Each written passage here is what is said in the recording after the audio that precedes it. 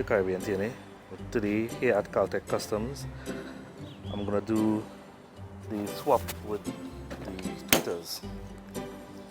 I'm gonna be replacing these tweeters on the doors, flush mounted, with the Nemesis. All your tweeters. See, I bought the resistors to add to the tweeters, so I could run more than 50 watts to it.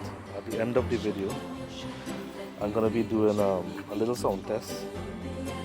So I will signal when you can put on your earphones. In fact, I like doing those speakers flush mount.